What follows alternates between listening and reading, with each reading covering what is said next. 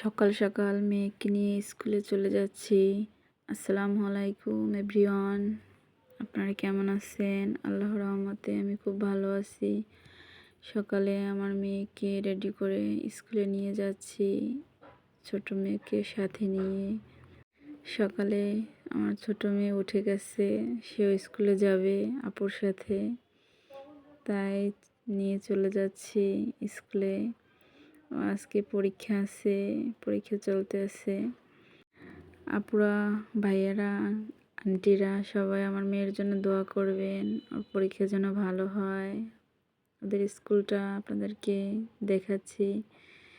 ওদের স্কুলের ভিতরটা অনেক সুন্দর। আমার মেয়ের ফ্রেন্ডরা চলে এসেছে সবাই। আমার মেয়েকেও পাঠিয়ে দিলাম। আমি চলে যাব বাসায় ছোট মেয়েকে নিয়ে। সকালে অনেক ঠান্ডা পড়ে, এজন্য আর থাকলাম না, বাসায় চলে যাব এখনই। একটু সময় দাঁড়িয়ে আছি, মেয়ে যেতে চায় না। আমার ছোট মেয়েটা একটু হাঁটাহাঁটি করে, এই জন্য 10 মিনিট থেকে গেলাম। আমার বড় মেয়ে ক্লাসে ঢুকে গেছে, এই জন্য আপুদের দেখাতে পারলাম না, অন্য আরেকদিন দেখাবো। আমার ছোট মেয়েটা বারবার ক্লাসের ভিতরে ঢুকতে চায়, এই জন্য ওরে নিয়ে বারান্দায় একটু ঘোরাঘুরি করলাম। ও একটু হাঁটাহাঁটি করছে।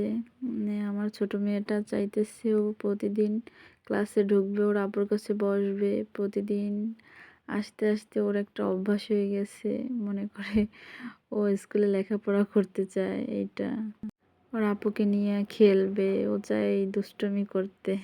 আমি এখন চলে যাব মেয়েটাকে নিয়ে।